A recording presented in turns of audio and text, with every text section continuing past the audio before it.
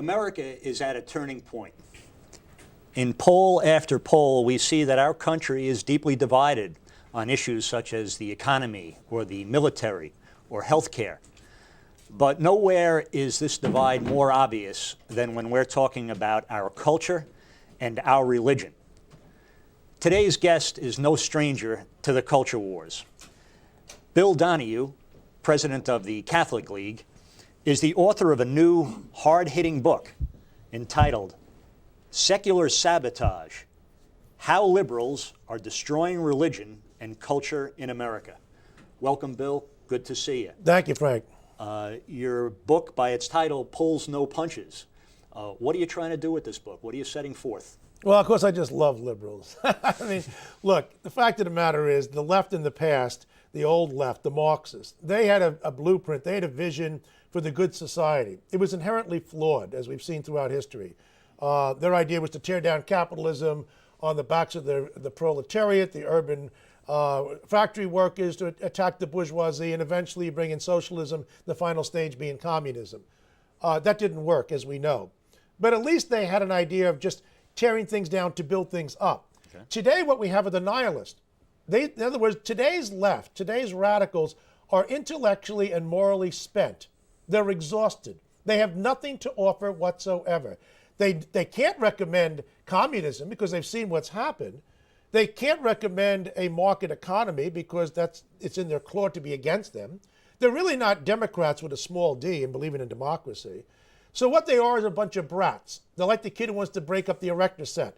So that's what they want to do. They want to tear down our society. And if you really wanted to tear down society, you don't go after government.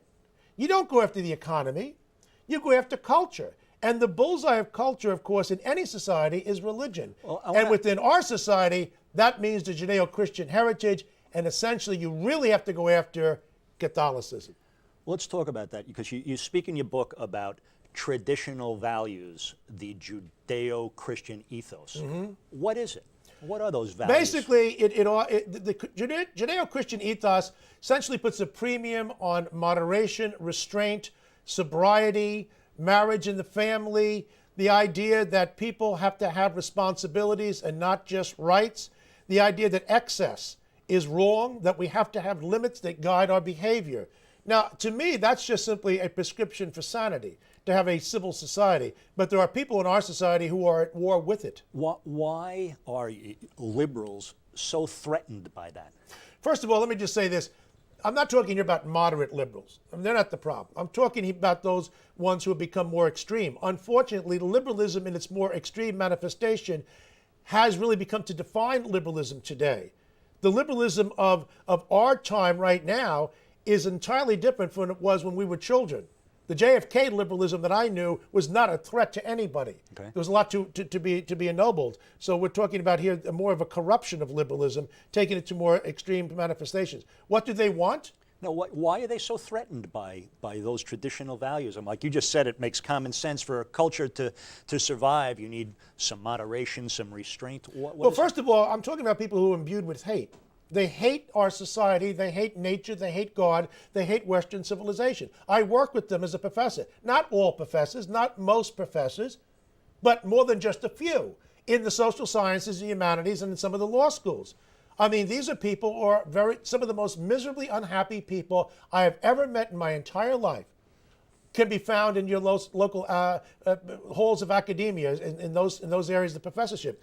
They really want to rip down our society. Well, now that's interesting, because you talk about nihilism tearing down traditional values. What do they want to replace it with? You know what's driving a lot of this is sex. Let me be specific. Our society has accepted an idea, in kind of informally, from what the Catholic Church is teaching. Even though people may not be Catholic watching the show, the Catholic Church has long thought that freedom is the right to do what you ought to do. In other words, freedom is ineluctably tied to the idea of good to other people. There's a teleology, there's an end result here. What people in our society who are on the hard left say today is, I don't want to be told what to do.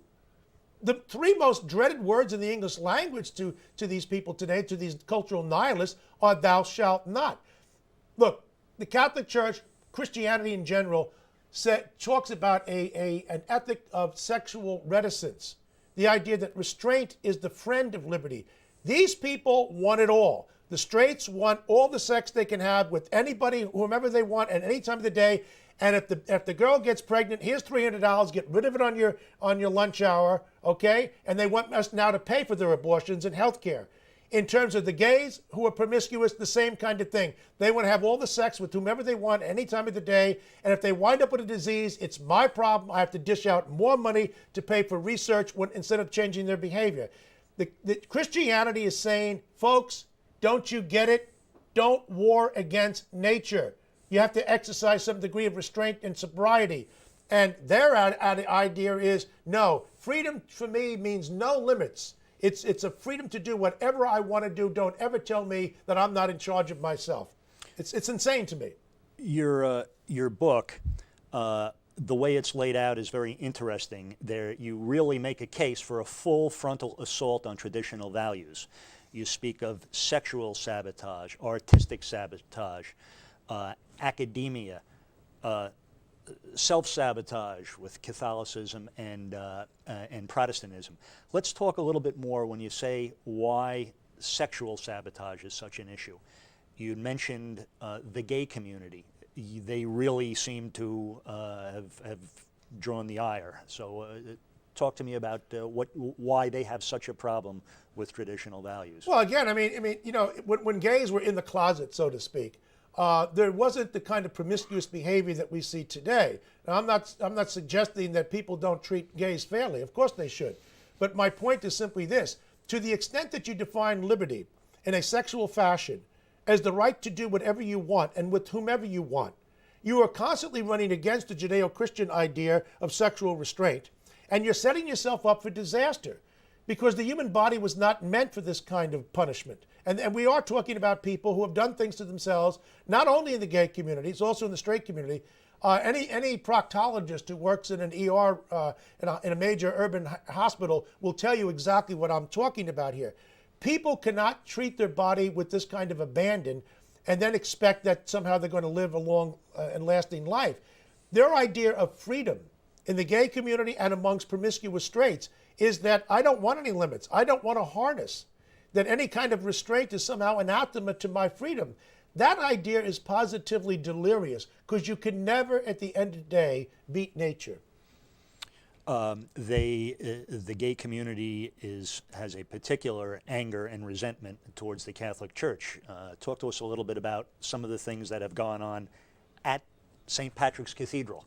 Well, back in December of 1989 was probably the ugliest scene that we've ever seen. It was something right out of a Nazi textbook. You had people crashing a church.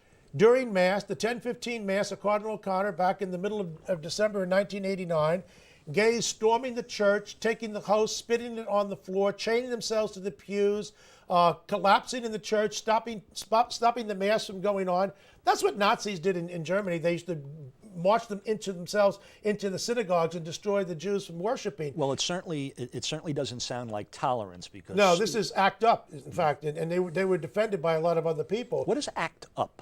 Well, ACT UP is no longer really as strong as it used to be. What did it stand for? It was a group, Action Now, back in the 1980s. Larry Kramer and others who argued that the only way you can get your rights is by taking to the streets. We couldn't do it through the regular democratic nonviolent channels. We've seen these other examples in the past, Black Panthers. A lot of different groups have had them.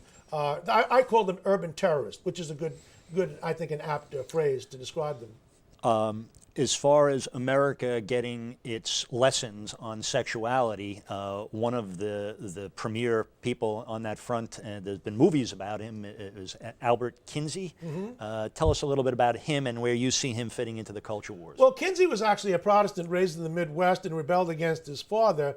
The famous Kinsey studies out of the 1940s arguing that people were a bit more promiscuous than we understood at that time. We know that his methodology was flawed. The man was a zoologist. He had no training in the subject that he wrote about. He used men in prison as his sample, which obviously is skewed sense of the population. But just a sense of him, according to your book, yeah. Just his personal background. Oh, yeah. Well, the man was a child abuser, a voyeur, a predator, a sadomasochist. He was a pervert. this is not a matter of conjecture. This is not a matter of Bill Donahue opinion. He authorized sexual abuse of children. I detail that in Sexual Sabotage. Dr. Judith Reisman and others have done the studies on this for a long time, and Walter Pomeroy, who worked under him, confirmed this. See, they don't believe there's anything wrong with pedophilia.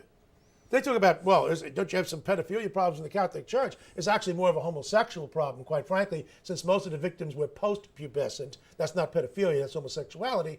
The fact of the matter is that if you want to see people who champion child abuse, you have to look at the work of Alfred Kinsey and the people who studied under him. Lester Kirkendall is another example of these people. SIECUS, this international group dealing with sex information and the like. If people who are listening to this show think that I am exaggerating, that this is an exercise in hyperbole, then read the book, look at the annotation, look at the endnotes, look at the evidence, and then tell me that I'm wrong. You move into a chapter called Artistic Sabotage, and it was interesting when I read the chapter just what passes as art these days, but you speak about Mapplethorpe and Serrano and some of their work. Can you comment on that? Yeah, I mean, John Cannaday, back in 1959 in the New York Times said, listen, he was an art critic and later the food critic of the New York Times, he said, we've been had. We should be open to new ideas, avant-garde, the new pioneers within the artistic community. But there's a difference between being different and being brilliant. And what he said is we've been had by the charlatans. There are people who are masquerading as if they're the new cutting edge of artists who have nothing but all they do is spew the degradation of art. What you see in a lot of this contemporary postmodern art, it's scatological. It deals also with an assault on Christianity, whether it's putting a crucifix in a jar of your own urine and then having... And now that's not a joke now. That was an art exhibit. Well, not only did Serrano put a crucifix in a jar of his own urine, we had to pay for it.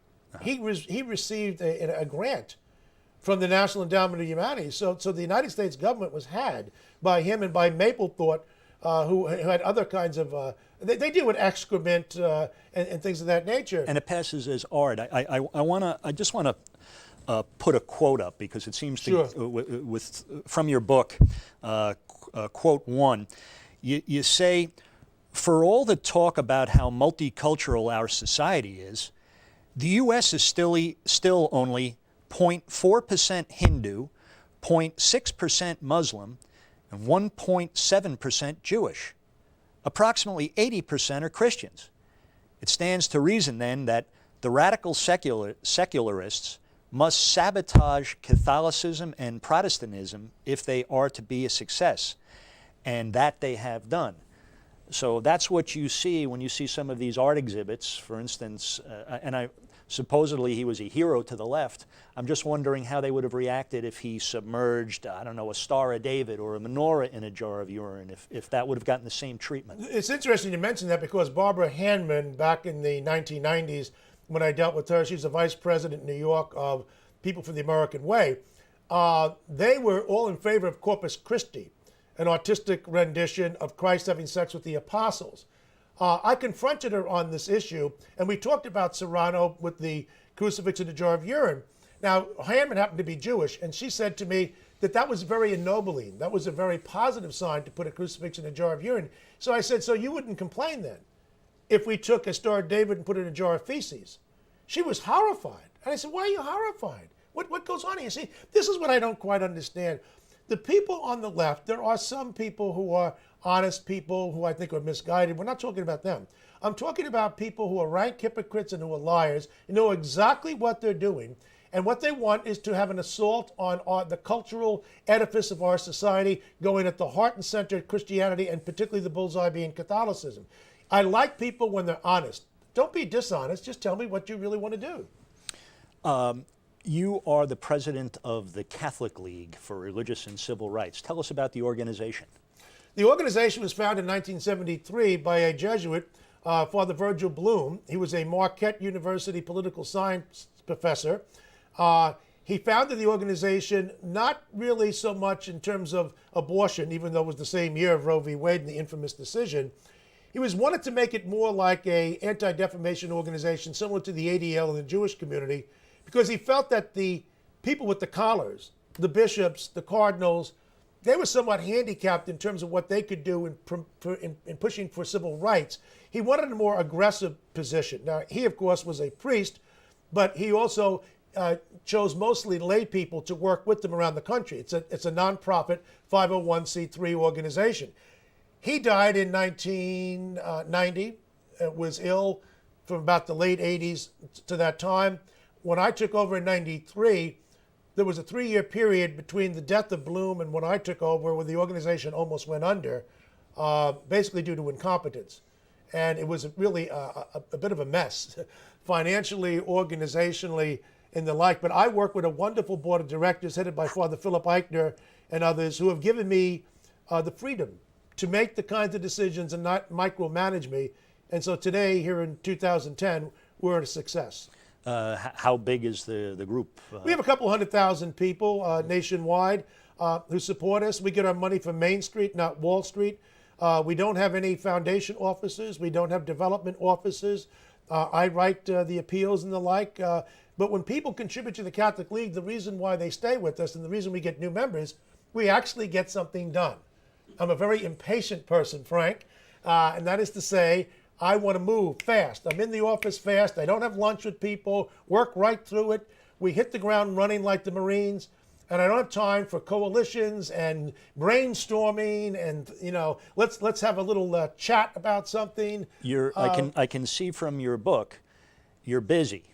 We are busy. That is, I mean, you're never waiting for, gee, I wonder when the phone's going to ring. It seems like you have to pick your battles because it seems pretty pervasive. You lay it out in your book, and I will say this, the book was not anecdotal. There were a lot of facts, and I mean, you name names, you make all your quotes, you have notes showing where everything comes from. I would imagine that if what you were saying was not true, you would have quite a handful of lawsuits on your hands for slander and libel. Have you had any? There's never been a lawsuit against me or the Catholic League in all the years I've been running the organization because I do my homework. Mm-hmm. When we hit hard. All the more reason that when somebody brings something to our attention, through an email, the feedback section on our website, faxing something over, leaving a phone call message machine, we are like detectives or good journalists. We have to fact check. We just can't assume because Sam or Sally called in a complaint that they're right. Sometimes people have their facts twisted, or sometimes we don't think it rises to the occasion. We think it's more of a sister act kind of a thing, which I'm not going to bother with. After we've done the investigation, but we do move quickly, and we find out that it's authentic, then we go out and we hit hard, as I do in the book. No, nobody's ever come back to me in any of the books I've ever written and said that you were factually wrong. They may not like the conclusions I draw, and that's fair enough on their part. But they can't come back and say, well, Donahue was just opining. Said that, or, right. He just made this up out of whole cloth. This is not an essay, people. Well, speaking of hard hitting and getting back to some of the material you put in your book, you talk about an exhibit at the Brooklyn Museum. Oh. Tell us a little bit about that. Yeah, I got a tip from somebody in the newspaper business about this. And by the way, I want to say this.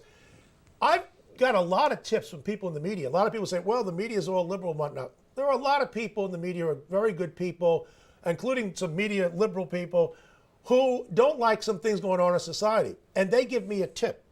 Now, having said that, I got a tip from somebody, I think it was in the New York Daily News about this, if memory serves me correct. We're looking back into the fall of 1999.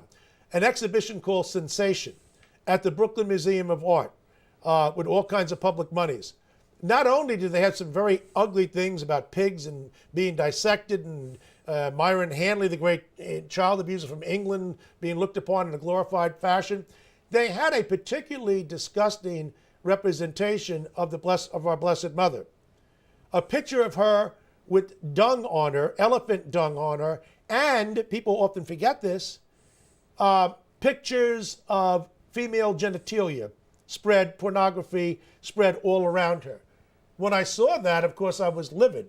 This was not in a closet somewhere. This was an art exhibit at the Brooklyn Museum of Art in New York City. And our position was, if you want to have some private fat cat bigot do it on his own dime. That's one thing. Don't ask the public to pay for it. Did the public have to pay for it? Absolutely, they had to pay for it. And we had Charles Saatchi was the one who funded this whole thing, and there was a big scam about him and his money. But I organized a demonstration in the streets at the Brooklyn Museum of Art. Now, interestingly, they said at that point that this could make people upset. Some people might get sick by looking at it. That was actually the position of the museum. At the museum. They said this is a very controversial exhibit, or that it could make people sick because there are troubling things in it. So what do you do? So what I decided to do, I agreed with them. So the Catholic League showed up with 500 barf bags, puke bags, like the vomit bags you see in the airlines, because we agreed with them. We said no, and somebody, some blonde gal from NBC came over and said to me, "You're handing out these vomit bags." I said, "Yes, courtesy of the Catholic League. We were nice enough to put our logo on there just to get some free advertisement." She says, "Well, why are you doing this?" I said, "Well, barf stinks. It smells. It has an odor to it. It also could be slippery. Somebody could injure themselves and fall in the behind." I said, and quite frankly, the Catholic League is ego-conscious. We don't want all this barf all over the place, so we would have put your puke into the vomit bag and then store it there.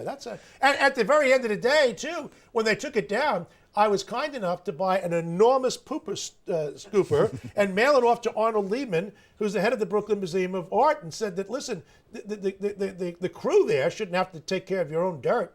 You should be able to take it back. And so he mailed it back to me, so I mailed it to the head of Human Resources, and we never heard back.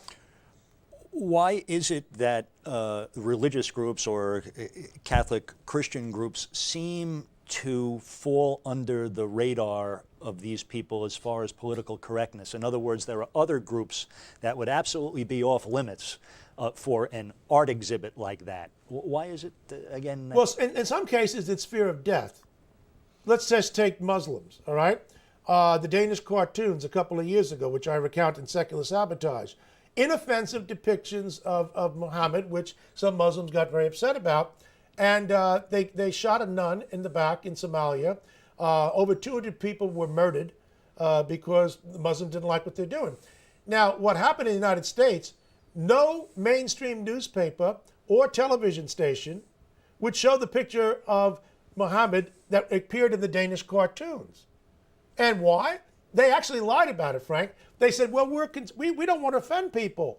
What about offending Catholics? They don't mind offending Catholics. No, there was one newspaper which was actually honest, the Boston Phoenix, not the Globe or the Herald, the Boston Phoenix. They said we feared for the life of our own employees because the Muslims might get angry and kill our staff. At least I appreciate the honesty.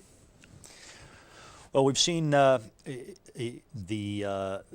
artistic community at museums and the like. How about Hollywood? Where do they come down on these issues that we're talking about? Hollywood, when I was a kid growing up in New York, made some of the most reverential movies about religion, and particularly about Catholicism.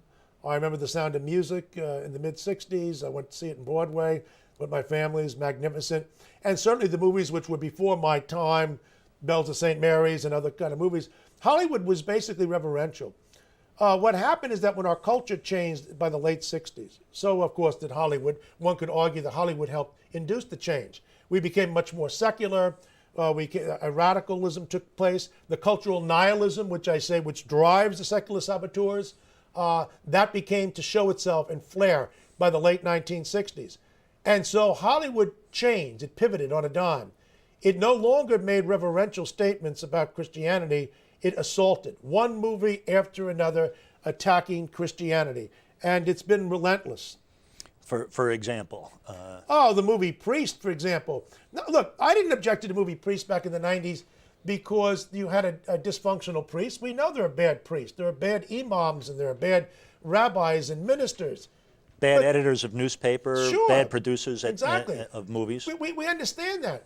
The problem I had with that particular movie was that you only met 5 priests. All of them were dysfunctional, and their dysfunctionality was explained, the causative agent was Catholicism, which made them dysfunctional. Now, you wouldn't have a movie called Rabbi and only meet 5 rabbis, and they're all dysfunctional, and it was because of Judaism that made them that way. Oh, we've had movies, Bob and Harvey Weinstein used to put out one after another. They're from on Disney? this. Well, no, they broke off. Miramax? Miramax broke off from Disney. We had war on them over the movie Priest and other movies, and Dogma and movies like that. We've had, of course, Dan Brown working with Ron Howard in putting out the Da Vinci Code and more lies about the Catholic Church, more than the just making fun of, just simply out and out total fabrication and lies.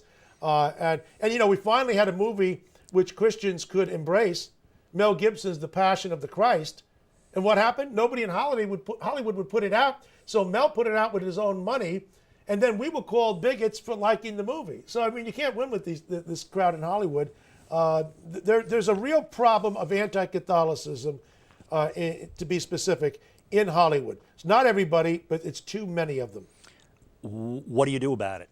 Constantly bring it to people's attention. For example, The Golden Compass came out in 2007. Philip Pullman is an English atheist. He's a militant fundamentalist, dogmatic atheist. He hates Christianity and Catholicism in particular. He has a trilogy of books called his Dark Materials. The first book is The Golden Compass. Then there's The Subtle Knife and Amber Spyglass. Each book, geared toward children, fictional accounts, becomes more anti-Catholic. In other words, the third one, the last one, is profoundly much more anti-Catholic than the second and the first.